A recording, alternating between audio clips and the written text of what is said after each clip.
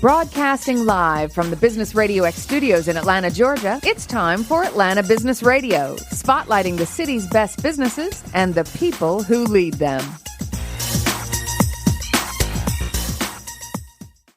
Lee Cantor here, another episode of Atlanta Business Radio, and this is going to be a fun one. Today we are joined by LaFarris Risby. Welcome, LaFarris. Thank you. How are you today? I am doing well. Tell us about your work at LaFarris Inc. How are you serving folks? I'm servicing folks two ways right now. I am servicing folks through a radio show called Dare to Dream Radio Show, and I'm also working with parents and other members of the family through just going online, being able to be a help with them with their childcare and parenting needs right now. Now, what kind of issues do you find that parents are having with their children now that everybody is kind of working out of the house primarily? Primarily, they're finding ways of how to try to make their life less stressful and be more productive while they're in this age of working directly from home and having their children out of school and out of childcare services. So now, are there any tips you have for parents who maybe this is the first time they've ever done this? If this is the first time that they've ever had to do this, and I'm sure that about 50% of all Americans are having this problem right now, some of the things that I'm telling them to be able to do is not be so hard on themselves. And one of the things I'm telling them is to make a schedule. Make a daily schedule of how your day is going to transpire and get up with the first thing in the morning is just like you would normally be going to work and then normally be going to school or daycare. Have a morning meeting, giving them some updates about what's going on and how they're going to be able to do their day and what they can expect from that day. And use some of this time to be able to train your children, your older children, for some of the things and chores that you usually have on your hand most of the time with the cooking and doing things like laundry and some of those things, and have some of the formative time with your child throughout the day, giving them those choices that they're going to be doing throughout the day while you're working on your day, while you're going on about your day at work. So now, how did you come up with your game plan and your business? How did that evolve? That evolved through, I have a childcare facility in Kansas, and once that our governor had shut our state down, I was getting a lot of calls from our parents, and I wanted to keep them engaged with their children throughout the day, how they can help keep them with their studies and homeschooling and training and doing all the things they needed to do and be proactive while they were productive with getting their things did for their jobs, or if they were stay-at-home entrepreneurs. So now, how did you get into the childcare business?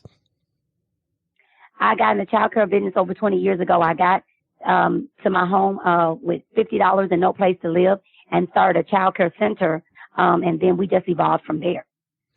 Now, in your childcare center, there's a lot of competition. How did you stand out from the others? Because we have more than just a childcare facility. We work directly with our parents with some different programs. We have a warm spirit nurturing room, which is a lactation room where parents can actually come in and they can be able to spend that quality time with their infant, doing that breastfeeding in their very first year of life with them. And we have an exercise room where we allow our team members and our parents to come in while we provide services to the children. They're able to be able to do the exercise and the things that they need to do to be productive at home. Now, when you started, you've had a kind of a rough start to your career and to maybe the beginning part of your adult life. Can you talk about how you overcame that? I basically came home and started with no money. I got there with $50, no place to live, and I had two children that I had to figure out how we were going to survive. And so what I did at the time, I did a SWOT analysis. 20 years ago, I had no idea what a SWOT analysis was. So what I did was I sat at the table. I put a piece of paper on the table. I made me 4 squares. I did likes, dislikes, what I'm good at, what I'm not good at. And I looked at all the common denominators because I had worked with children and families before because I had a 1 pound, 9 ounce infant when I was 15 years old. So I knew what it was like to work with children. I enjoyed working with children. And I looked for those common denominators and I said, okay, this is what I'm good at. This is what I enjoy doing and I'm going to start. And that's exactly what I did. I started with just what I had in my hands. Because that's really the only thing you could control is the stuff that was right in front of you, right? Exactly. That was the only thing I had a control over. And I knew that I needed to have a job. I needed to be able to put food on the table. And I had 2 small children that I needed to take care of. So now, what made you kind of take on this challenge with this can-do attitude rather than going, woe is me, look at this terrible situation, this is impossible, everybody's against me? How did you motivate yourself? I had 2 children that I had to feed. Now, for me, I always believed in prayer. So that was one of the things that kept me going was my faith and knowing that it had to be something better than this. I knew that my mother had died that I could live, and I knew that she would want better for me than what was right there in front of me. So I had that thought in my head that, hey, I can do this. I had to keep telling myself. And even at one point in my life, I wrote on my mirror, how bad do you want it? And that kept motivating me and inspiring me to move forward. Now, what do you tell the people that maybe come from a similar background and have their own challenges that feel like it's impossible? I wrote a book called Dare to Dream, and I tell people, I dared to dream. I had faith to believe that the impossible was possible. And at this day and age, any and everything is possible if you can just believe it. Now, talk about the book. What was the impetus to write the book? It was, for me, it was more of a way to get past some of the things that had happened to me in my life, more of a freeing or more of a cleansing and more of a driving forward and moving forward. And for me, it was about me losing my mother at a young age, me becoming a teenage mom, me being in an abusive relationship, and putting all those things together and saying, okay, there's power behind the things that you go through in your life. And I used those powers and those struggles to propel me into the things that I'm doing now. And they not only propelled me, but they also gave me wind beneath myself to push forward and to inspire other people to push forward and move past those struggles in life. Now, were you able to have, I know you struggled when you started out, but were there people that stepped up and mentored you and helped you? Along the way, I had help. And I tell people, no one sits on the island by themselves. There are always people that's going to be able to help you and mentor you. And that's where you start looking for those people that are aspiring in business as well. And so when I started this 20 years ago, the World Wide Web wasn't as phenomenal as it is now. So there's a lot of things I didn't know, but I also looked for those people, and I started joining different places, different businesses, look for the Chamber of Commerce, look for different people that aspire you. I had a young lady that went to church with me, and I wanted to start my childcare center. I asked her, how do you do this? How do you start? Who do I get in contact with? And she gave me some names of people to get in contact with. I decided I wanted to go back to school and get more education where I could be able to understand development of children, development of families, and to be able to aspire to be able to do more. So as I learned more, I did more. Now, when you're working with your clients now as you work as a business strategist and a coach, what are some of the excuses you hear some of your clients say that you're like, look, I've had a lot worse than that you can overcome that? A lot of it is a mindset. Is a mindset. I don't know how. There's nobody to help me. There's a lot of resources out here, free and also paid resources. You have got to want more in order to do better. You've got to step back and stop saying what I can't do. Look at it from a different perspective. Not what can I do? What do I have in my hand right now that I have control over that I can take a step forward in my dream or in my goal? Now, why do you think so many people feel like they almost feel helpless and hopeless when there are so many resources available, especially like you said today with the internet being so powerful and so much robust, good information out there? Why do you think so many people feel hopeless and helpless?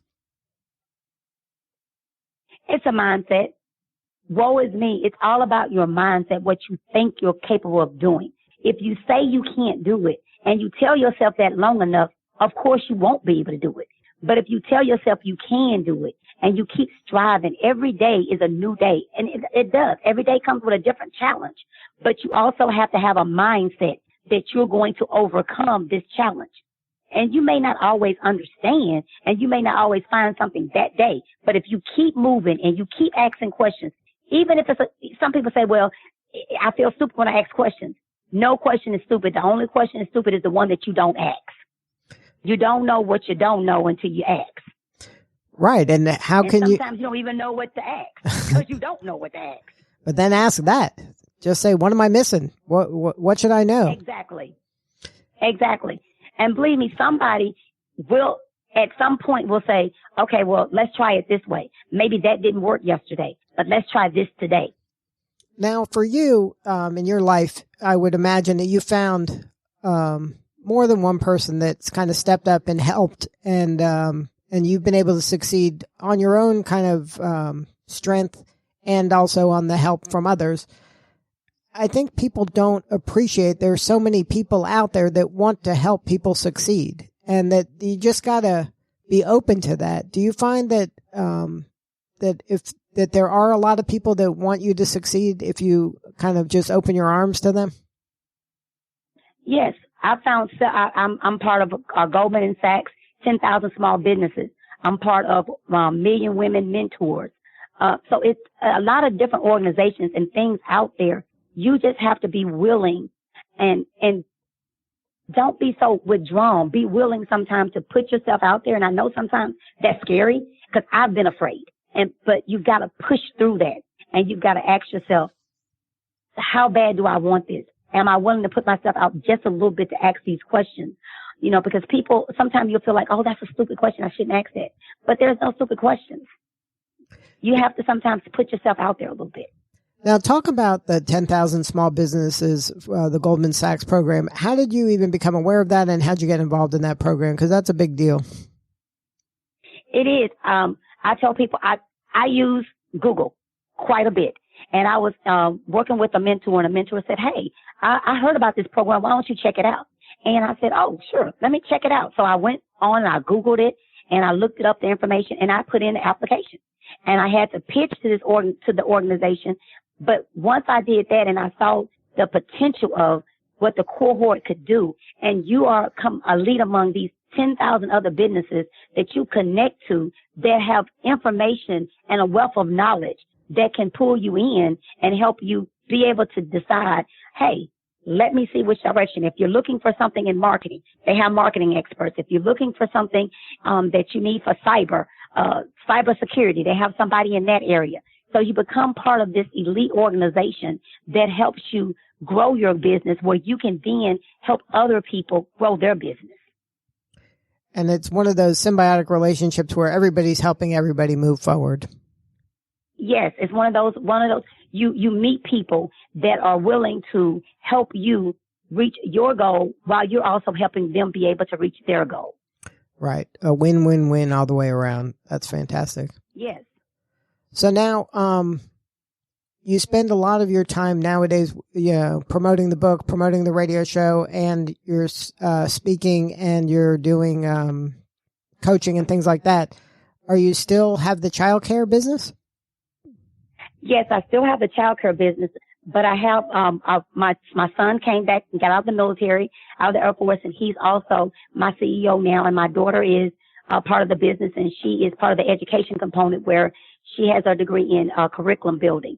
And my goal was to have my family be able to work with me. And these are the children that started with me years ago when I got there with $50 and no place to live, to now they're able to move the company forward. Because my goal was, don't miss the mark while you're trying to make your mark. And the decision that you make today will affect your tomorrow. Those are two things that I live by. Yeah, that's great quote, great inspirational thinking there. Now, if somebody wanted to learn more about what you got going on and learn from you, and where can they go? They can go to, the book is at daretodreamstory.com. And then I have a website, LaFarrisRisby.com. And they can email me at info@LaFarrisRisby.com. And LaFarris is LaFarris. Risby is Risby. And they can follow me on Facebook, Twitter, Instagram, and LinkedIn at LaFarris Risby. Good show. Good stuff, LaFarris. Congratulations on all your success. Thank you so much, and thank you for having me today. All right. This is Lee Cantor. We will see you all next time on Atlanta Business Radio.